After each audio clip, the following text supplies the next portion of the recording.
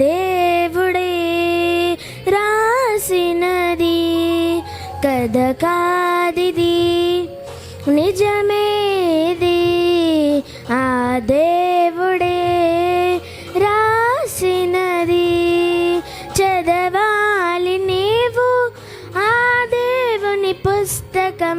బడిలోని చెప్పని సృష్టికర్త పుస్తకం పరలోకము నుండి పంపబడినది, పరిశుద్ధాత్మ ప్రేరణతో రాయబడినది.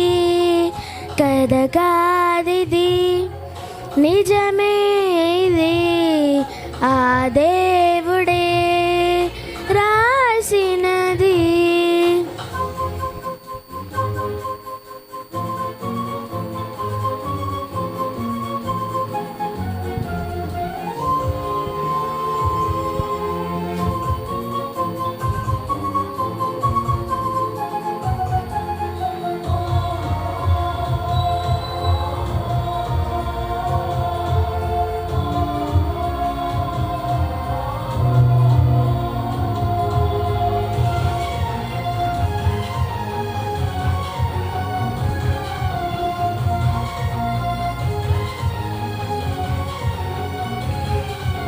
ప్రారంభించాడు పుస్తకంలో సృష్టిని దేవుడు చేశాడని, ఆరంభించాడు నీ కోసమే ఏ రోజు ఏమేమి చేయాలని.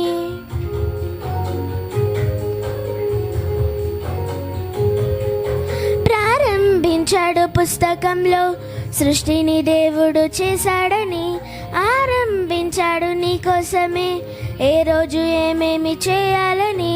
ఎన్ని ఉన్నవో అన్నిసార్లు పలికాడు ఆ దేవుడే, 6 రోజులు రాత్రి పగలు చేశాడు నీ కోసమే. ఏ జాతికా జాతి చేశాడు, జీవరాశులన్నీ పుట్టించాడు. ఏ జాతికా జాతి చేశాడు, వృక్షాలన్నిటిని కలిగించాడు. మట్టి బొమ్మను చేశాడు, మహాశక్తి తనకిచ్చాడు. కథ కాదిది, నిజమే ఇది. ఆ దేవుడే రాసినది.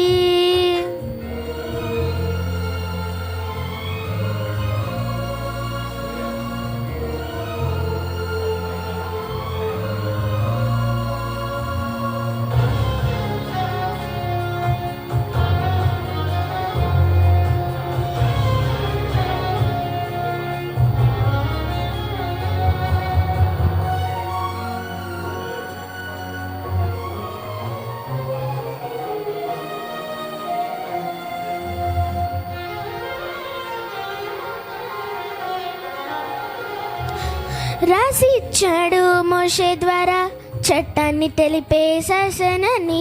శాసించాడు ఇశ్రాయేలుకి ఏమేమి మీరు చేయొద్దని.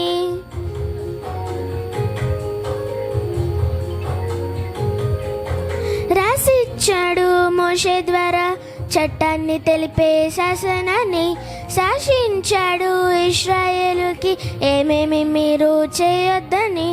అన్ని రోజులు రాత్రి పగలు తోడున్నాడు తన ప్రజలకు. అన్ని ఆజ్ఞలు ధిక్కరించి దూడనే దైవంగా కొలిచారు. ఆజ్ఞ ధిక్కరిస్తే పాపం అన్నాడు, పాపానికి జీతం మరణం అన్నాడు. దోషాలన్నిటినీ మరిచాడు, యేసునే వారికై పంపించాడు. సిలువకు పాపాన్ని కొట్టాడు, మహాలోకాన్ని అందించాడు. కథ కాదిది, నిజమే ఇది. ఆ దేవుడే రాసినది.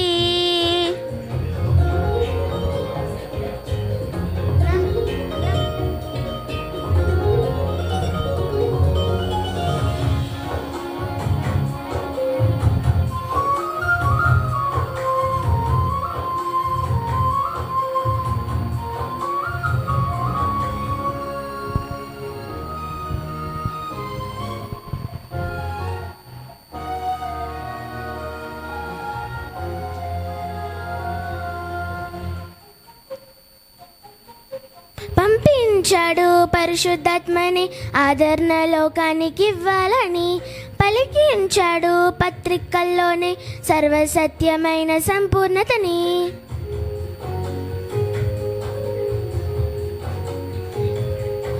పంపించాడు పరిశుద్ధాత్మని ఆదరణ లోకానికి ఇవ్వాలని, పలికించాడు పత్రికల్లోని సర్వసత్యమైన సంపూర్ణతని. పాతవి వద్దని కొత్త చట్టాన్ని ఇచ్చాడు, మన కోసమే ఒక్క ప్రేమనే మాటతో పూర్తి చేశాడు. బైబిల్ గ్రంథాన్ని ఏ భేదము మనకు లేదన్నాడు, క్రీస్తు నందు అందరూ ఒకటన్నాడు. వాక్యాన్ని తీర్పరిగా చేశాడు, పరలోకమందు చోటిచ్చాడు. మధ్యాకాశానికి వస్తాడు, రాజ్యాన్ని తండ్రికి అప్పగిస్తాడు. కహానీ నై హై सच्ची है, परमेश्वर से लिखी है. कहानी है सच्ची है, परमेश्वर से लिखी है. दिनपडों वेंडु देवनुडय पुस्तकम इंदोनु सोल्लादि सृष्टिकर्त పుస్తకం పరలోకమును. అవకాశం ఇచ్చిన అధ్యక్షుల వారికి వందనాలండి. పాట పాడి వినిపించినటువంటి మరి నిత్యాకి సంఘం తరపున అభినందిస్తున్నాను. మరి ఒక పాటగా మన మధ్యలో ఉన్నటువంటి మరి శాంతి గారు వచ్చి పాట పాడాల్సిందే కోరుచున్నాను. దేవుడంటే నీకిష్టమా, ఏ కష్టానికైనా సిద్ధమా? దేవుడంటే నీకిష్టమా, ఏ కష్టానికైనా సిద్ధమా? అవసరానికే దైవమా, అనుభవించుటే న్యాయమా? అవసరానికే దైవమా, అనుభవించుటే న్యాయమా? నీ సుఖమే ముఖ్యమా, తన త్యాగమే వ్యర్థమా? నీ బ్రతుకే నీ ఇష్టమా, నీ బ్రతుకే నీ ఇష్టమా? దేవునికే సంతాపమా? దేవుడంటే నీకిష్టమా, ఏ కష్టానికైనా సిద్ధమా?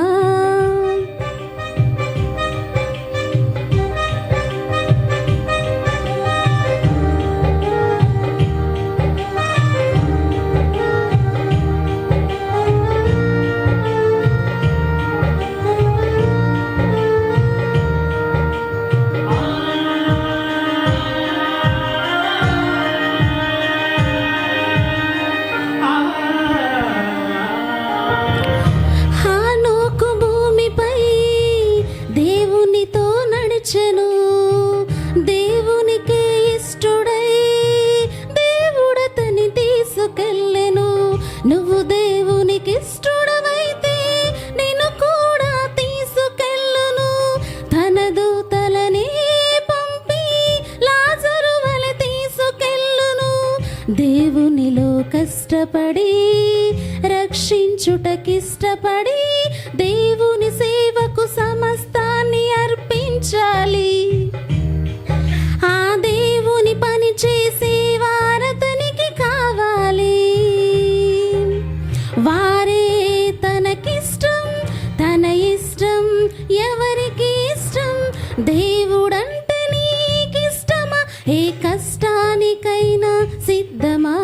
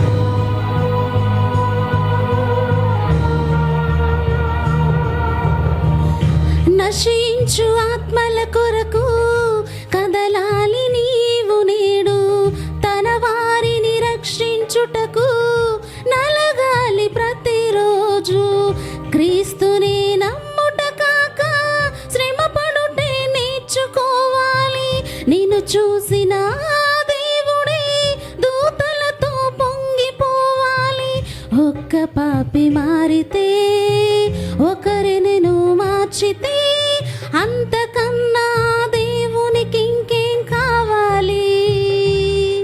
ఆ దేవుని పనిలో మరణిస్తే నేను చూడాలి. వారే తనకిష్టం, తన ఇష్టం ఎవరికి ఇష్టం? దేవుడంటే నీకిష్టమా? ఏ కష్టానికైనా సిద్ధమా? పాట పాడి వినిపించినటువంటి శాంతి గారికి సంఘం తరపున వందనాలు తెలియజేస్తున్నాను. దయచేసి మరి ఒక పాటగా మరి స్త్రీల సమాజం వారు వచ్చి పాట పాడి వినిపించవలసిందిగా కోరుచున్నాను.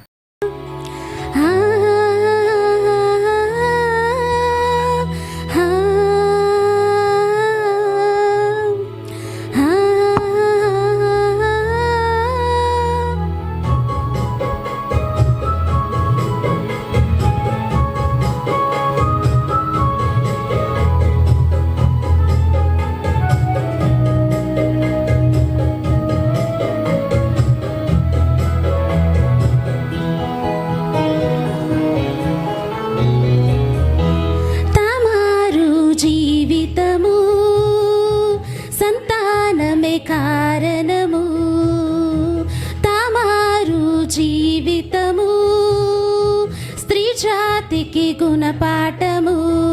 తన గర్భం దేవుని కోసం తెలిసి ఇచ్చింది, పిల్లల కోసం ఇచ్చింది. యూదా వంశానికి నిలిచింది, క్రీస్తు వంశానికి ఇచ్చింది. యూదా వంశానికి నిలిచింది, క్రీస్తు వంశానికి.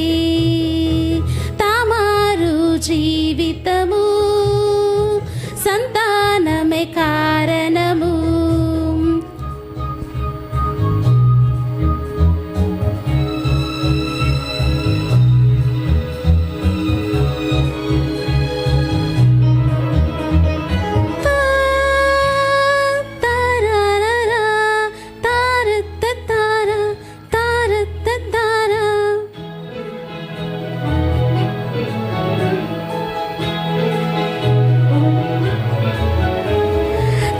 జీవితం గుణపాఠమని ప్రతి స్త్రీకి తెలిపిందిగా. నీ గర్భము ఇవ్వాలని ఏనాడో తెలిపిందిగా. యవ్వన కాలంలోనే వివాహం కోరుకోవాలని, పిల్లలను కంటూనే వంశావళి నిలపాలని, గృహమును పరిపాలించి సంతానమును పెంచి నిందించుటకు అవకాశమివ్వొద్దని. తామారు జీవితము సంతానమే కారణము. తామారు జీవితము స్త్రీ జాతికి గుణపాఠము.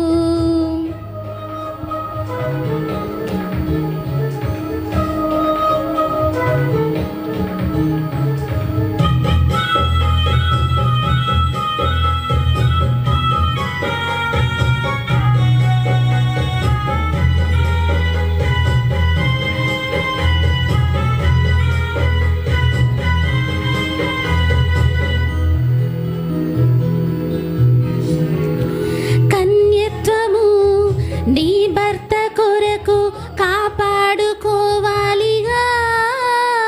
పిల్లల కోసమే నీ దేహము దేవుని కర్పించాలిగా. కన్య మరియమ్మ వలె కష్టాలను భరించి నీ పిల్లలను దేవునిలో క్రీస్తు వలె నిలపాలి. వివాహం వద్దంటూ కోరిక తీర్చుకుంటూ పిల్లలు కనుటకివ్వని గర్భం ఎందుకు? తామారు జీవితము సంతానమే కారణము. తామారు జీవితము స్త్రీ జాతికి గుణపాఠము. తన గర్భం దేవుని మానవుని కోసం తెలిసి ఇచ్చింది పిల్లల కోసం. ఇచ్చింది యూదా వంశానికి, నిలిచింది క్రీస్తు వంశానికి. ఇచ్చింది యూదా వంశానికి, నిలిచింది క్రీస్తు వంశానికి. Thank you.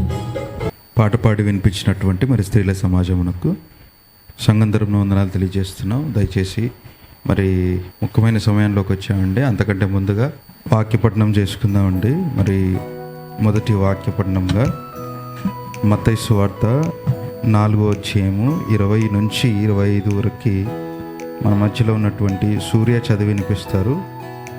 అదేవిధంగా రెండవ వాక్యపట్నంగా మత్తయి సువార్త 5వ అధ్యాయము 1 నుంచి 5 వచనాలు సుమతి అక్క గారు చదివి వినిపిస్తారు. కుడి వచ్చిన మీ అందరికీ యేసుక్రీస్తు వారి పేరిట వందనములండి. వాక్యపఠనం చేసుకుందాము. మత్తయి సువార్త 4వ అధ్యాయము 20 వచనం నుంచి. నేను మిమ్మును మనుషులను పట్టు జాలరుగా చేతునని వారితో చెప్పాను. వెంటనే వారు తమ వలలు విడిచిపెట్టి ఆయనను వెంబడించిరి.